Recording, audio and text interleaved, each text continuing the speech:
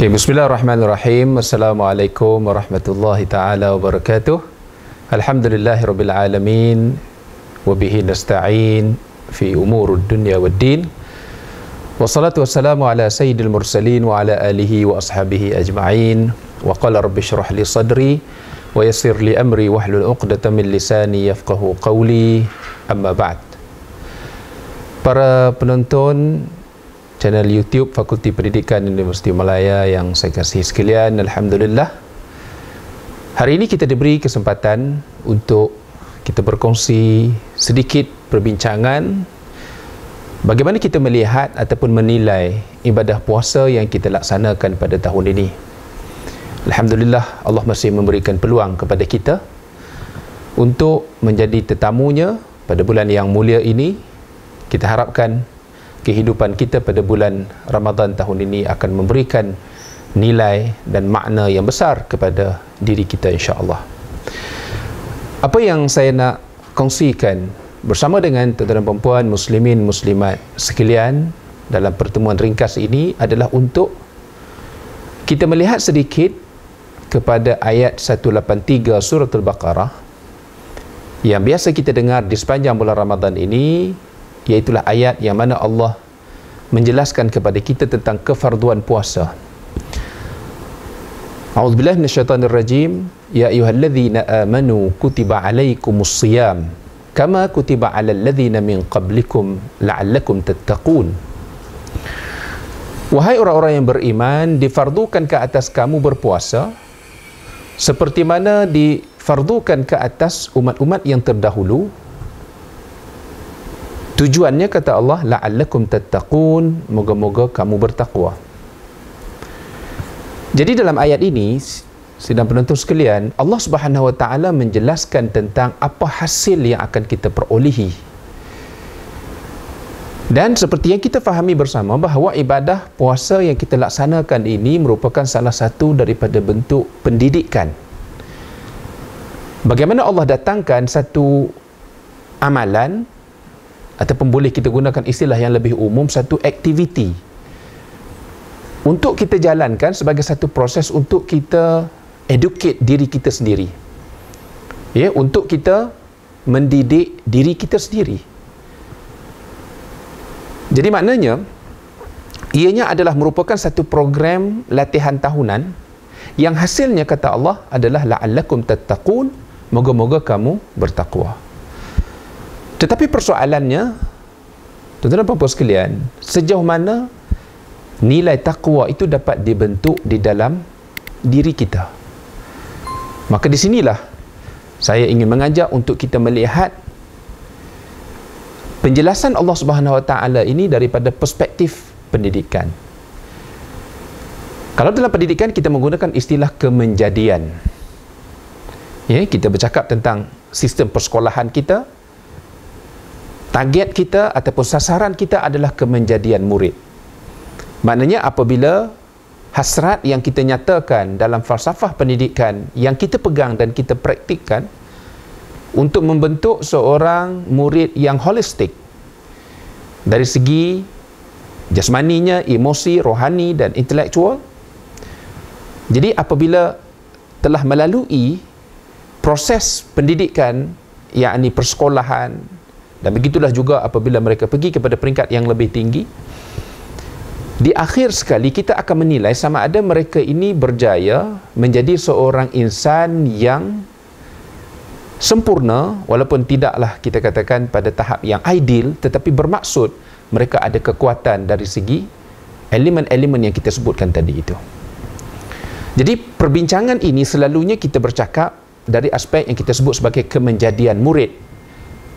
Adakah mereka telah mendapat hasil seperti mana yang kita hasratkan? Jadi begitulah juga dalam kita melaksanakan ibadah puasa di bulan Ramadan, Allah menyatakan bahawa matlamat akhir yang kita boleh capai apabila kita melaksanakan ibadah puasa di bulan Ramadan ini adalah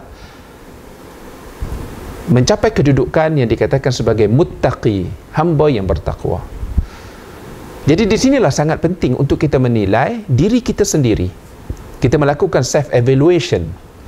Sejauh mana puasa yang kita laksanakan ini membentuk kita menjadi seorang insan yang ada perasaan takut kepada Allah? Adakah kita menjadi seorang insan yang ada perasaan bimbang apabila kita melakukan sesuatu perkara kerana kita mengetahui bahawa perlakuan kita itu dinilai oleh Allah Subhanahu Wa Taala, diperhatikan oleh Allah Subhanahu Wa Taala, yang mana di akhirat kelak penilaian itu akan menentukan nasib kita, sama ada kita ini dalam kalangan hamba yang layak untuk dikurniakan rahmat oleh Allah Subhanahu Wa Taala, maka tempat akhir kita adalah syurga, ataupun kita termasuk dalam kalangan hamba yang kecewa disebabkan gagal untuk memperolehi yang dikatakan rahmat, kerana asbab kita dimasukkan syurga adalah redha Allah, bukan kerana amalan baik yang kita lakukan semata-mata. Kerana ganjaran syurga itu sangat besar nilainya, yang tidak sepadan dengan amal baik yang kita lakukan sepanjang hayat kita hidup di dunia. Jadi kerana itulah dalam hal ini, apabila kita melaksanakan ibadah puasa, kita perlu sentiasa melakukan proses muhasabah. Kalau dalam pendidikan kita bercakap tentang formative evaluation, penilaian formatif yang kita lakukan secara berterusan daripada proses permulaan sehinggalah kepada penghujungnya. Jadi begitulah juga dalam kita melaksanakan ibadah puasa. Sejauh mana kita melaksanakan penilaian terhadap setiap tingkah laku kita.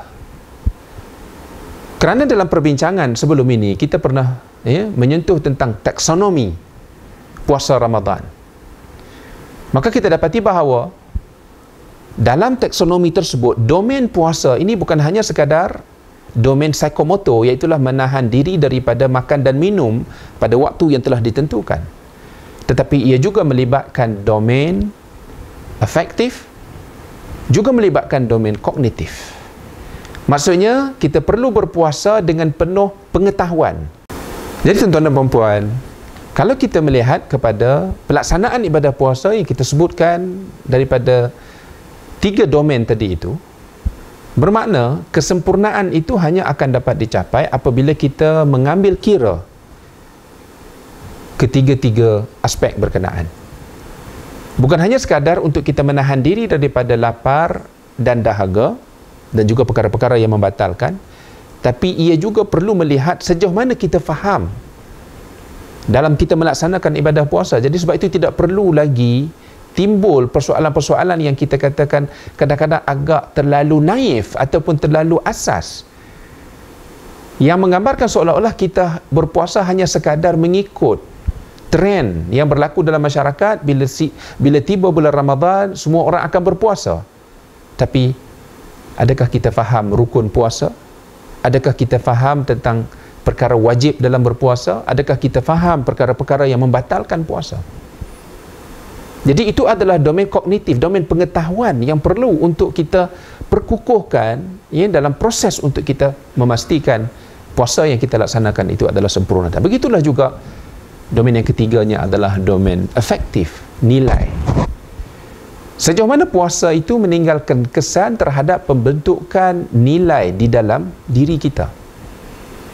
Apabila Allah menyatakan tentang matlamatnya adalah la'allakum tattaqun, moga-moga kamu bertakwa, itu maksudnya Allah nyatakan kepada kita bahawa kita patut berusaha untuk membangkitkan rasa takut kepada Allah melalui proses puasa yang kita laksanakan ini. Kerana ianya adalah satu ibadat yang istimewa. Allah nyatakan dalam satu hadis qudsi, Allah yang akan menguruskan sendiri ganjaran untuk diberikan kepada mereka-mereka yang berpuasa. Kerana dalam hadis itu ataupun dalam riwayat berkenaan, Allah menyatakan bahawa setiap amalan anak Adam itu adalah lahu, untuk mereka, illa saum, kecuali puasa. Allah berkata bahawa puasa itu fa innahu li, satu amalan yang mereka lakukan semata-mata kerana aku. Amalan yang kita boleh sembunyikan daripada orang lain. Orang lain mungkin tak dapat tahu bahawa kita sebenarnya tak berpuasa apabila kita makan secara tersembunyi, dan kita sembunyikan perkara itu daripada orang, orang akan menganggap kita berpuasa. Dia tidak sama seperti ibadah salat. Salat kita lakukan secara zahir, ya, kerana kita dituntut untuk berjamaah dan sebagainya. Jadi salat ini adalah amalan zahir. Zakat sama, kita dituntut untuk beri kepada asnaf yang layak untuk menerima. Haji kita pergi, orang nampak, orang tahu. Tapi puasa ini kita lakukan secara tersembunyi. Hanya kita dengan Allah Subhanahu Wa Taala sahaja yang mengetahui hakikat itu. Jadi maknanya, kalau kita dapat membina nilai yang dikatakan tadi itu, kenapa kita tidak melakukan perkara yang membatalkan puasa, kenapa kita jaga kesempurnaan puasa kita? Kerana kita tahu Allah Subhanahu Wa Taala memerhatikan. Allah Subhanahu Wa Taala akan tahu apa jua perkara yang kita lakukan. Jadi di sinilah, ya, sidang penonton yang saya kasihi sekalian, kalaulah nilai itu dapat kita terapkan di dalam diri kita, mengambil semangat, ya, bagaimana kita sangat berhati-hati menjaga kesempurnaan puasa kita, maka sudah tentulah kalau dibawa nilai itu ke dalam aspek kehidupan yang lain, maka manusia akan dapat hidup harmoni, aman, damai. Karena tidak akan ada orang yang sanggup menipu orang lain, walaupun dia sedar, manusia lain tidak sedar penipuan yang dia lakukan itu, tapi dia tahu Allah Subhanahu Wa Taala tahu hakikat yang berlaku. Dan begitulah juga, ya, manusia akan sentiasa berhati-hati terhadap setiap tingkah laku mereka, kerana mereka menyedari setiap apa yang, ya, berlaku adalah dalam pengetahuan dan juga akan dinilai oleh Allah, dan mereka akan dipertanggungjawabkan. Jadi aspek accountability itu akan sentiasa wujud di dalam diri seseorang individu yang menghayati nilai takwa yang dibentuk melalui proses berpuasa yang dilaksanakan. Mereka ini sedar seperti mana yang disebutkan oleh Allah, inna sam'a wal basara wal fu'ad, sesungguhnya pendengaran, penglihatan, wal fu'ad, hati sanubari, kullun ulaika kana anhu mas'ula, semua itu, kata Allah, akan dipertanggungjawabkan ke atas setiap individu. Maknanya apa yang dia dengar, apa yang dia lihat, apa yang dia lakukan, bahkan apa yang terlintas di dalam hati sanubari itu juga, ianya adalah menjadi suatu perkara yang perlu dijelaskan di hadapan Allah Subhanahu Wa Taala di akhirat kelak. Dan penjelasan itu bukanlah penjelasan lisan yang boleh direka-reka, tetapi sebaliknya penjelasan itu adalah dalam bentuk tindakan yang telah direkodkan semasa hidup kita di dunia. Jadi pada waktu itu bukan mulut kita yang akan memberikan penjelasan, tetapi Allah kata, al-yawma nakhtimu ala afwahihim, hari berkenaan Allah tutup mulut kita, wa tukallimuna aydihim, tangan mereka yang akan memberikan penyaksian, wa tashhadu arjuluhum, kaki mereka yang akan memberikan keterangan, bima kanu yaksibun, dengan apa yang telah mereka lakukan semasa hidup di dunia dahulu. Jadi sidang penonton sekalian, kalau kita menghayati yang dikatakan proses berpuasa itu, dia melibatkan apa yang disebut sebagai kemenjadian. Maknanya ianya akan sentiasa mempengaruhi diri kita untuk bermuhasabah secara berterusan semenjak daripada awal Ramadan sehinggalah kepada penghujungnya. Kita akan sentiasa melakukan koreksi, ya, terhadap apa jua perbuatan dan tingkah laku kita, kerana kita tidak nak bahawa kita termasuk dalam kalangan apa yang disebutkan dalam satu riwayat yang menyatakan bahawa Nabi, ya, menjelaskan, kam min sa'imin laysa lahu min siyamihi illa al-ju'i wal 'atash, berapa ramai orang yang berpuasa, dia tidak mendapat sesuatu pun daripada puasanya itu kecuali lapar dan dahaga. Dan kam min qa'imin, berapa ramai orang yang melakukan qiyam di bulan Ramadan, laysa lahu min qiyamihi, dia tidak mendapat apa pun daripada, ya, qiyamnya itu, illa sahar wa ta'ab, kecuali berjaga malam dan juga kepenatan. Jadi maknanya, saudara pendengar sekalian, marilah sama-sama kita berusaha untuk meningkatkan kualiti ibadah puasa yang kita lakukan, ya, dengan mengambil kira yang kita sebutkan sebelum ini, domain-domain, ya, yang menyeluruh dalam pelaksanaan ibadah puasa ini, supaya akhirnya kita akan mendapat suatu hasil yang memberikan nilai tambah dalam kehidupan kita secara berterusan, Maknanya puasa kita pada tahun ini sepatutnya menjadi lebih baik daripada puasa yang kita laksanakan pada tahun yang berlalu, tahun lepas. Dan begitulah juga kita akan sentiasa berusaha secara berterusan meningkatkan kualiti puasa kita ini. Jadi sekian dahulu apa yang dapat saya kongsikan bersama dengan tuan-tuan dan puan sekalian. Moga-moga ianya memberi satu peringatan bersama, terutama untuk diri saya sendiri dan juga untuk kita semua dalam usaha untuk kita meningkatkan kedudukan kita pada pandangan Allah Subhanahu wa taala. Aqulu qawli hadza wa astaghfirullahal azim li wa lakum. Wassalamu alaikum warahmatullahi wabarakatuh.